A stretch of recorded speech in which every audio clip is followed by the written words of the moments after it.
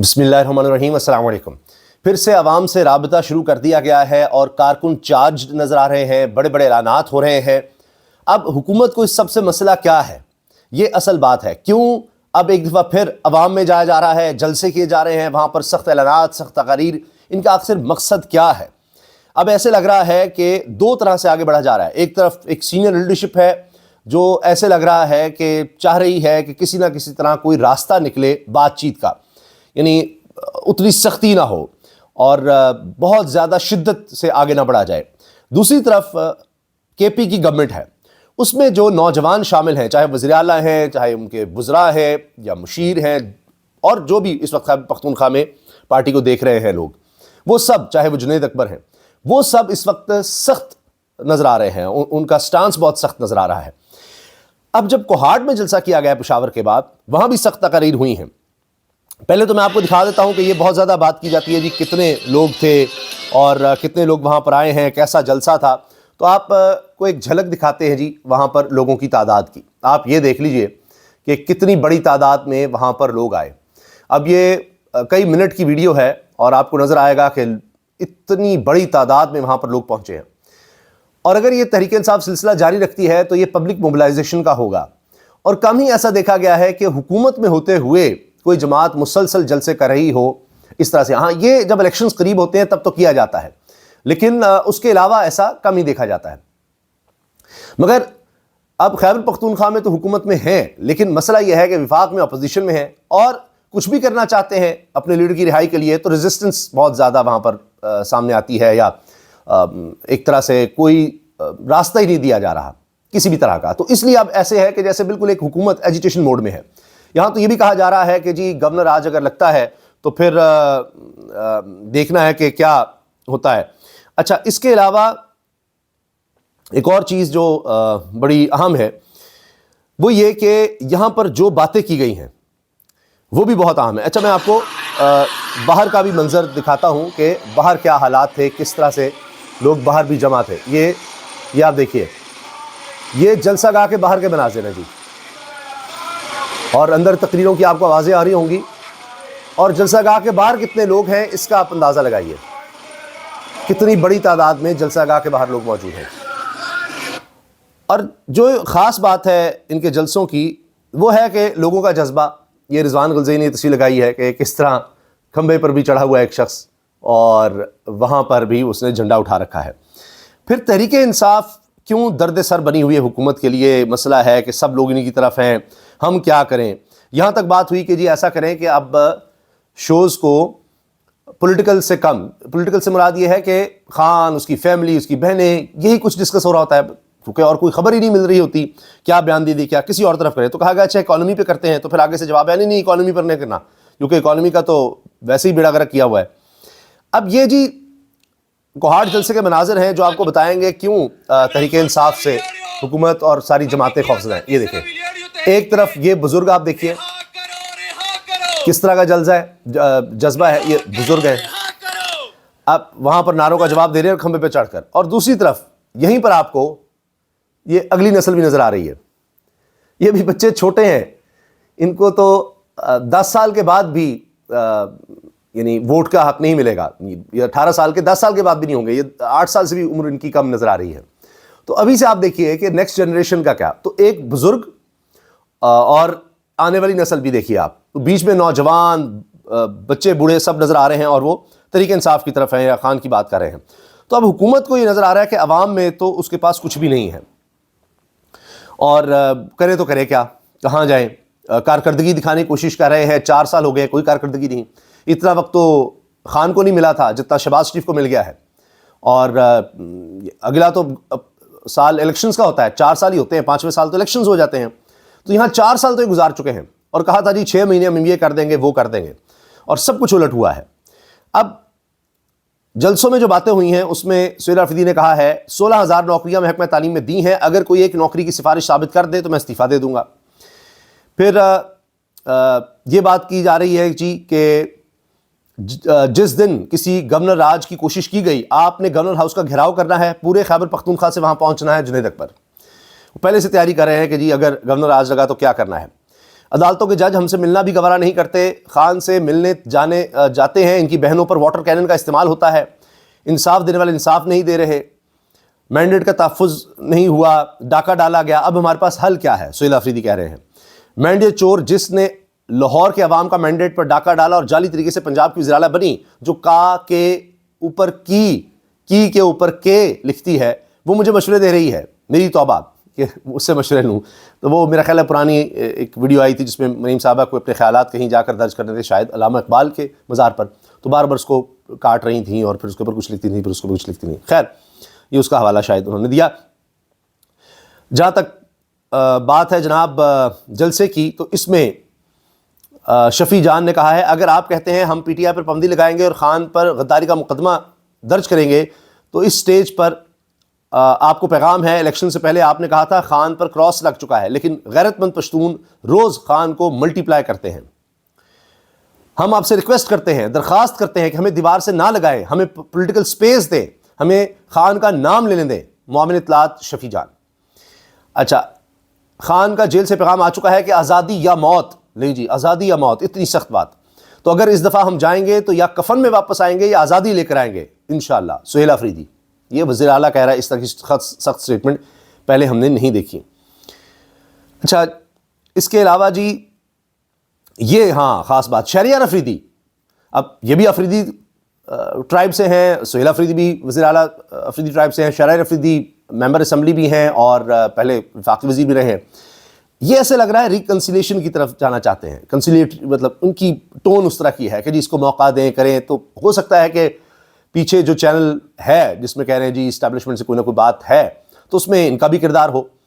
اب یہ کہتے ہیں بلوچ، پشتون، سندھی، گلگت بلتستان، کشمیری، پنجاب کو گلے لگائیں، پاکستان متحد ہوگا تو دنیا کی کوئی طاقت آپ کو چیلنج نہیں کر سکے گی۔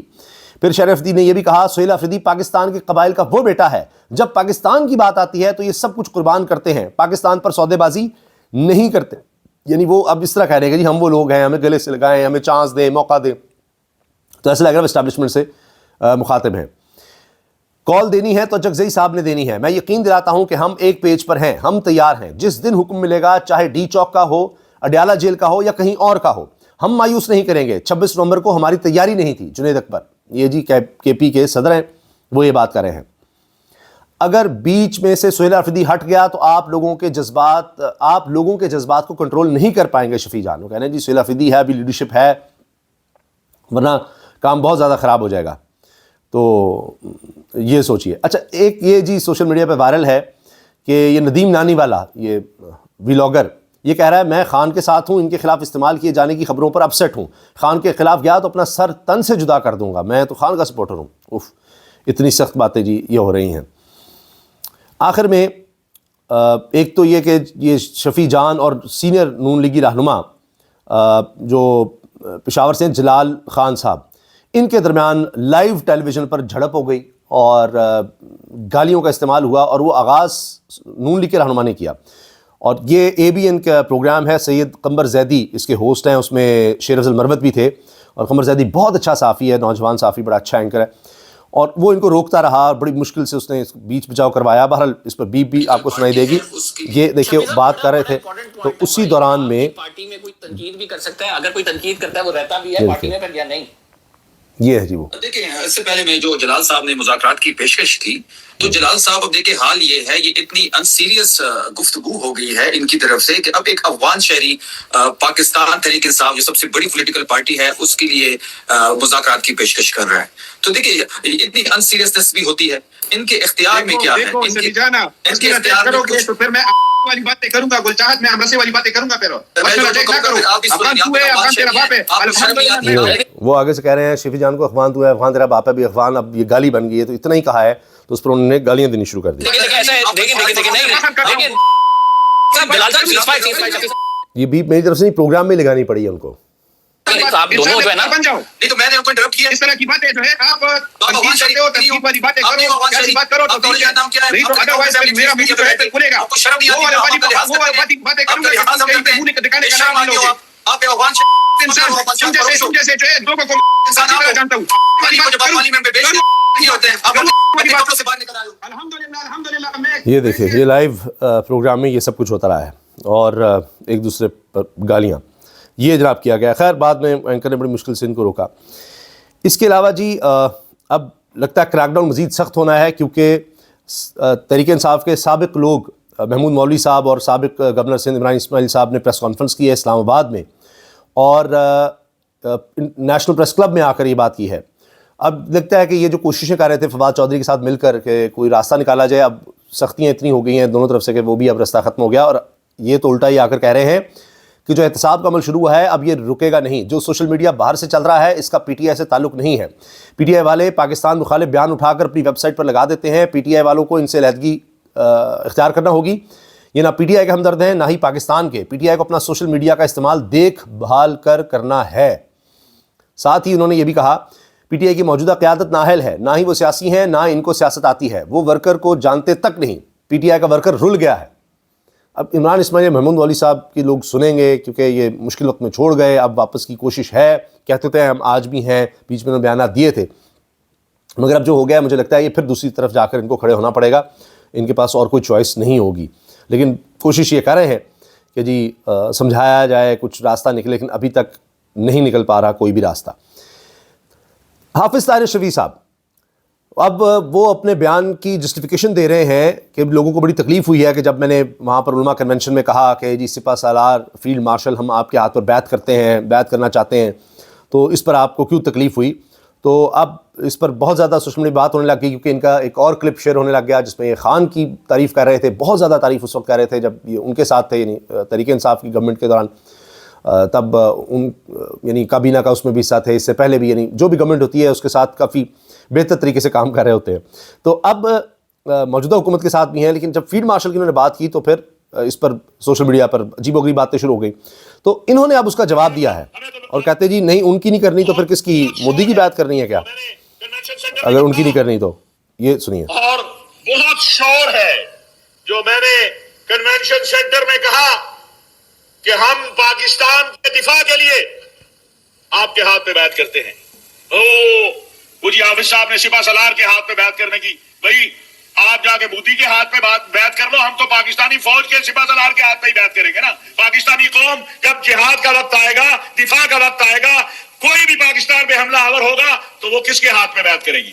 وہ کس کے ساتھ کھڑی ہو کے جہاد کرے گی؟ کس کے ساتھ کھڑی ہو کے دفاع کرے گی؟ اپنی فوج کے سپہ سالار کے ساتھ. آپ کو مودی مبارک، آپ مودی اور مرزا مسرور کے ساتھ جا کے کر لیجیے گا. ہمیں تو حافظ عاصم کی قیادت میں جہاد کے میدان میں اگر ضرورت پڑتی ہے ہم حاضر ہیں، اور پھر کہہ رہے ہیں کہ پاکستان کے دفاع، سلامتی اور استحکام کے لیے پاکستان کا محراب و منبر، مدارس کے طلباء، اساتذہ وہ ہر وقت حاضر ہیں. یہ ان کا مکمل جو اس حوالے سے بیان ہے وہ میں نے آپ کے سامنے رکھا. آخر میں موجودہ حالات کے بارے میں فضل نیازی صاحب سینئر تجزیہ کار لکھتے ہیں جب اقتدار عوامی رضامندی کی بجائے طاقت کے زور پر حاصل کیا جائے تو حکمران خود کو غیر محفوظ سمجھنے لگتے ہیں. اب یہ وجہ جو میں نے کہا نا جی یہ تحریک انصاف اگر جا رہی ہے تو اس میں مسائل کیا ہیں، حکومت کو کیا مسئلہ ہے، کیونکہ عوام ان کے ساتھ نہیں ہے، ان کی کارکردگی بھی اتنی بری ہے کہ دن بدن کام نیچے ہے. آج بھی اگر دیکھیں تو ہمیں معیشت میں کوئی بہتری نہیں اور بربادی نظر آتی ہے. تو اس لیے وہ کہہ رہے ہیں جب اقتدار عوامی رضامندی کی بجائے طاقت کے زور پر حاصل کیا جائے تو حکمران خود کو غیر محفوظ سمجھنے لگتے ہیں. جب مینڈیٹ پر ڈاکہ ڈالا، جعلی الیکشنز ہوئے، یہ تو اب کامن ویلتھ سے لے کر ہر ایک کو پتہ ہے. غیر آئینی اقتدار خوف کو جنم دیتا ہے، خوف بدخوئی میں ڈھلتا ہے، اور بدخوئی ادارہ جاتی ہو جائے تو اذیت رسانی معمول بن جاتی ہے. قانون انتقام، اختلاف، غداری اور ادارے جبر کے ہتھیار بن جاتے ہیں. فضل نیازی صاحب نے یہ کہا ہے. اپنی رائے کا اظہار کمنٹ سیکشن میں کیجیے گا. اللہ حافظ.